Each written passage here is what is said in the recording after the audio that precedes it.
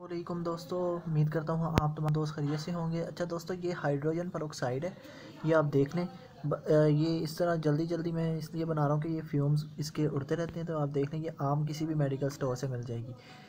तो ये half litre बोतल है मरिंडा की, इसमें हमने एक टैबलेट डाली है डिस्प्रिन की, ठीक है। पाकिस्तानी डिस्प्रिन जो आम होती है वो हमने डालनी है। और ये देखें ये कितनी क्वांटिटी मैं इसमें हाइड्रोजन पेरोक्साइड की देखें डालने लगा हूँ कि बहुत एहतियात के साथ है ना। बस ये देखें, ये तकरीबन 2 ml के करीब हमने है ना इसमें हाइड्रोजन पेरोक्साइड डाल दी है। तो 26 कतरे करीबन ये बनेंगे, तो बस इतनी ही इसमें डालनी है। और इसमें देखिएगा कि अगर करीब से ये नज़र आ जाए तो ये वाइट वाइट सा है ना प्रोसेस शुरू हो जाता है। तो याद रहे पहले डिस्प्रिन डालनी है, उसके बाद हाइड्रोजन पेरोक्साइड डालनी है। और ये इफ़ेक्ट देता है, बारिश वाला भी इफ़ेक्ट देता है। जैसे बारिश के अंदर कुदरती हाइड्रोजन पेरोक्साइड जो सी है यानी H2O2 है ना, वो पैदा होती है जब बारिश सीधा मिट्टी के ऊपर पड़ता है ना, तो वो जरखेज़ी लाता है। तो जोन से हमने नए प्लांट हमने शिफ्ट किए हैं ना गुलाब के, उनको भी देंगे। और आप पुराने जो वीक प्लांट होते हैं उनको भी आप दे सकते हैं, वो भी मैं अब आपको है ना दिखा दूंगा क्वांटिटी कितनी है। इसको एक बारी ढक्कन लगा के ना मैं मिक्स करने लगा हूँ और यहाँ पे मैं वीडियो को पोस्ट करने लगा हूँ। ठीक है दोस्तों, मैं अब ऊपर छत पे आ गया हूँ और अब आपको मैं दिखाता हूँ ये जितने भी ये नए हमारे प्लांट्स हैं इनमें ये चला जाएगा। याद रहे ज़्यादा गीला है तो इससे हम हर रोज़ इसको पानी नहीं दे रहे हैं और गुड़ाई वगैरह कर रहे हैं, लेकिन जब आप प्लांट लेके आते हैं तो 3 दिन बाद या 5 दिन बाद आप उसको लाजमी ये हाइड्रोजन पेरोक्साइड वाला पानी दिया करें, और क्योंकि इससे पौधे की इम्यूनिटी बढ़ती है। और ये जो मैं आपको बता रहा हूँ ना, ये देखें, ये कम से कम जो सा है ना हमने 100 ml 80 से 100 ml हमने बस डालना होता है। ये प्लांट की आप हाइट देख लें कि ग्राफ्टिंग एरिया से लेके ना पूरे ऊपर तक ये इस वक्त है 15 इंच के बराबर है और ये 12 इंच के बराबर है, 1 फुट के करीब है ये वाला।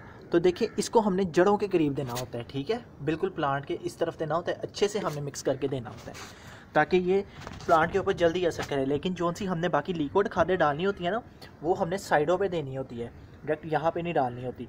ये तमाम पौधों में दी जा सकती है, इसका कोई ख़तरा नहीं है, क्योंकि हाइड्रोजन पेरोक्साइड भी जो है वो भी नेचुरल है। और ये थोड़ा बड़ा पौधा है हमारा, देसी गुलाब का है, इसमें थोड़ा जो है ये क्वांटिटी को हम ज़्यादा डालेंगे हाइड्रोजन पेरोक्साइड के। ये 4 से 5 प्लांट जो होते हैं इतने साइज़ के उनके लिए काफ़ी होता है। तो जो बाकी जिसमें कम लगे उसमें थोड़ा सा आप और डाल दें, यानी इसमें कम लग रहा था तो हमने इसमें और डाल दिया, लेकिन इसको सीधा इसके ऊपर है ना हम करेंगे। ये जो मैंने आपको मेडिसिन बनाना सिखाई है ना, ये तमाम पौधे जितने भी पौधे हैं उनकी इम्यूनिटी बढ़ाता है। गर्मी सर्दी एक जैसा ही इसका असर होता है, बारिश वाला भी इफ़ेक्ट देगा। और ऑक्सीजन और हाइड्रोजन जो है उसका फ़ायदा ये है कि जो एक्टिवेट आपके नहीं हुए होते अंदर ये माइक्रोन्स वगैरह और बाकी जो ख़ास तरह के यानी खुलियात होते हैं जो खाद बनाते हैं मिट्टी के अंदर, उनको एक्टिवेट करने के लिए होता है। उनके लिए नुकसानदेह ये बिल्कुल नहीं होता, ये याद रहे। ये बल्कि पैदा करता है और उनकी अफजाइश में मदद करता है, जिससे प्लांट को बूस्ट मिलता है और प्लांट जो है वो कुदरती तौर पे है ना उसमें इम्यूनिटी आ जाती है। तो अगर आपको नेचुरल एस्पिरिन डिस्प्रिन मिल जाए तो उसकी आप ये है कि एक गट्ठी ले के उसकी चटनी बना लें, और वो गट्ठी जौन सी है यानी 1 ग्राम के हिसाब से उसको है ना आपने फिर डिवाइड कर लेना है। वो 1-1 ग्राम जो है वो आपका तकरीबन ये हाफ़ लीटर पानी के अंदर वो 1 ग्राम हो जाएगी। और 2 ml से 1.5 ml जौन सा है आप जो 1.5 ml से 2 ml आप हाइड्रोजन पेरोक्साइड इसमें डालेंगे, यानी 20 से 25 कतरे हाफ़ लीटर की ये जो मरिंडा की बोतल है इसमें आप डालेंगे। और पानी आप जो मर्ज़ी ले लें, सादा पानी ले लें तो अच्छा है, एसी वाला पानी नहीं लेना, ये याद रहे, क्योंकि एसी वाले पानी में उतने ज़्यादा ये खुलियात वगैरह नहीं होते और मिनरल्स नहीं होते उसमें। तो हमें यही चीज़ का ध्यान रखना है कि हमें पौधे को एनर्जी बूस्ट हमने बना के देना है। और हाइड्रोजन पेरोक्साइड का ध्यान रखिएगा, हाथों के ऊपर बिल्कुल भी ना लगे। अगर ज़रा सा भी आपके हाथ के ऊपर हाइड्रोजन पेरोक्साइड टच हो गई डायरेक्ट, तो ये देखें कि इस तरह ये वाइट वाइट तरह आपके हो जाएंगे और आपकी स्किन जल जाएगी। इसलिए हमेशा ग्लव्स पहन के आपने करना है। तो ये मेरा जो सा प्लांट है ये एक दफ़ा डेड हो गया था पूरा, और इसी जो सी ये मेरी अपनी बनाई हुई मेडिसन है, یعنی مجھے کسی نے بتائی نہیں تھی، یہ میں نے خود ہے نا اپنی بنائی تھی 2010-2011 میں۔ آرٹیکل وغیرہ میں اس کے دیکھتا تھا کہ انسانوں کے اوپر اگر یہ نروز کے اوپر اس طرح اثر کرتا ہے تو پھر جڑیں بھی جو سی ہیں وہ بھی ایک نروس سسٹم کی طرح ہوتی ہیں، تو یہ پھر میں نے بنائی تھی میڈیسن۔ اب یہ پودا ابھی کمزور ہے، اس کو ہم ابھی نہیں دیں گے کیونکہ سردیاں ہیں اور اس کا ابھی سیزن نہیں ہے۔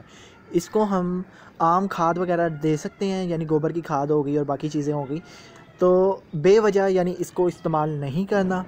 تو سردی میں ہم لوگ دیکھیں گے اگر ان کو ضرورت پڑی، یہ خاص طور پہ سوہانجنا کو اگر ضرورت پڑی تو اگلے ہفتے ہم کریں گے۔ ابھی ان کی مٹی بہت گیلی ہے تو اس وجہ سے نہیں دے رہے۔ اب یاد رہے جیسے ہی ہم نے یہ کھاد دی ہے نا، ان کو پودوں کو دی ہے کھاد، تو اس کے 3 دن بعد ہے نا یعنی کھاد ہم ڈالیں گے دوسری آرگینک کمپوسٹ وغیرہ، یہ میڈیسن جو سی یہ اس کو بھی میں کھاد ہی ویسے عام روٹین میں کہتا ہوں کہ یہ پودوں کے لیے یہ دوائی وغیرہ ہے۔ ہمیشہ یاد رہے کہ آپ نے سیم ڈے نہیں استعمال کرنا۔ اگر آپ نے گوبر کی کھاد ڈالی ہے یا کمپوسٹ وغیرہ آپ نے ڈالی ہے تو سیم ڈے ہرگز استعمال اس کو نہیں کرنا، کیونکہ جہاں پہ یہ کھاد نے 10% اثر کرنا ہے وہاں پہ 100% اثر کرے گی۔ یہ صرف اور صرف ہم 3 دن پہلے یا 3 دن بعد دیتے ہیں اور بالکل جڑ کے قریب دیتے ہیں یہ، تاکہ جلد از جلد جو ہے پودے کو امیونٹی ملے، جلد از جلد جو ہے پودا ریکور ہو۔ اگر کوئی ڈائی بیک کا مسئلہ آ رہا ہے یا کوئی کیڑے لگنے کی وجہ سے ویک ہو گیا ہے، جیسے یہ ابھی تھوڑے تھوڑے مرجھائے سے آپ کو لگ رہے ہوں گے، اور یہ الحمدللہ صحیح تندرست اپنے صحیح جا رہا ہے۔ ابھی ان تمام کے ہے نا پلانٹس کے جو پتے ہیں وہ گریں گے، جیسے اس کے گر رہے ہیں نا یہ پرانے والے، وہ تمام کے تمام پرانے والے گر جائیں گے۔ پھر ہم کیا کریں گے، اس کے اوپر ایپسم سولٹ کا سپرے کریں گے۔ یہ اگر میں یہ امیونٹی بوسٹر نہیں بھی دوں گا نا تب بھی یہ عمل اس کا یہ ساتھ ساتھ جاری رہے گا۔ جیسے یہ پتے اس کے یہ گرے ہوئے ہیں، یہ نیچرل عمل ہوتا ہے جب بھی ہم کوئی پلانٹ ایک جگہ سے دوسری جگہ شفٹ کرتے ہیں۔ یہ مین چیزیں آپ کو بتانے والی تھیں، آپ کو انشاءاللہ سمجھ لگ گئی ہوگی، اور دعاؤں میں یاد رکھیے گا، اور ہمیشہ یاد رہے پودے کو سہارا دیں۔ اگر یہ پودے کو سہارا نہیں دیا ہوتا تو یہ سٹریس میں رہتا ہے اور نیو گروتھ نہیں کرتا۔ اب اس کو ہفتہ ہوا ہے سہارا دی ہے مکمل صحیح طریقے سے، کیونکہ اس کی لکڑی یہ والی نیچے سے ختم ہو گئی تھی اور یہ الٹا کے پھر ہم نے لگا دی تھی۔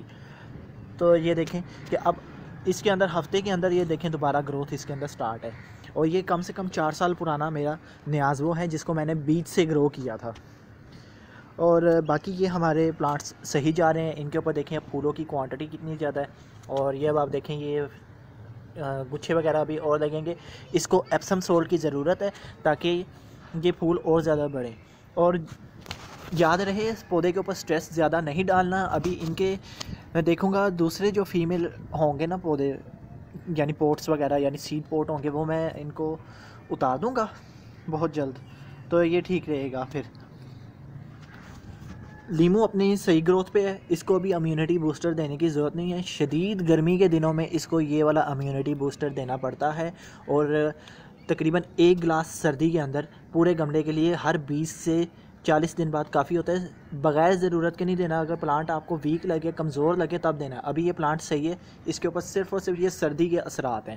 یہ آپ کو میں دکھا دوں، یہ پیلا پن جو ہے آپ دیکھ رہے ہیں یہ سردی کی وجہ سے، اور یہ کورا جو سا پڑتا ہے نا یہ اس کی وجہ سے یہ پیلا پن ہے۔ تو یہ سیمی شیڈ ایریا میں ہونا چاہیے، اس طرح پراپر اوپن جگہ پہ نہیں ہونا چاہیے، اس وجہ سے یہ پیلا پیلا سا ہمیں لگ رہا ہے۔ تو بس یہی مین چیزیں آپ کو بتانی تھی۔ اور سردیوں میں گلاب جو بھی ہے آپ کا اس کو سورج میں ڈائریکٹ رکھیں تاکہ اس کی گروتھ اچھی ہو، اور اس کی یہ کومپلیں جو سی نہیں ہے نا یہ تیزی کے ساتھ نکلیں۔ اور صرف پانی شاور کی حد تک آپ اپنے پلانٹس کو سردیوں میں دیں گے، خاص طور پہ گلاب کو۔ اور ہر 15 دن بعد ایپسم سولٹ جو ہے اس کا آپ سپرے کریں گے اپنے گلاب کے اوپر، چاہے سردیاں ہوں چاہے گرمیاں ہوں۔ وہ مدد کرتا ہے کہ کومپلیں نکالنے میں اور پودوں کی گروتھ میں ہے نا مدد کرتا ہے، صرف 15 سے 20 دن تک۔ لیکن ٹماٹر، کھیرا، کدو میں ایپسم سولٹ کا آپ اس طرح سپرے نہیں کر سکتے، ہر 15-20 دن بعد نہیں کریں گے۔ جب آپ کو گرمی کی وجہ سے کمزور لگے پتہ یا مرجھایا لگے تب آپ نے ایپسم سولٹ کا سپرے کرنا ہے۔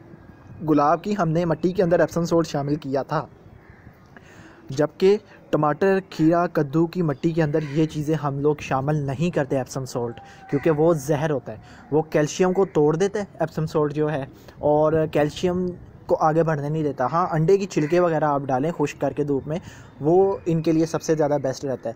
نہیں تو یہ ایک خاص طرح کی سفید سے بیماری آ جاتی ہے کہ پھل آپ کا تیار ہوگا, جو بھی آپ کی پھل سبزی تیار ہوئی ہے, لیکن اس کے اندر ایک ہے نا گولا سا سفید سا آپ کو نظر آئے گا, وہ ایپسم سالٹ کی زیادتی کی وجہ سے ہوتا ہے. ٹھیک ہے دوستو, دعاؤں میں یاد رکھنا. السلام علیکم.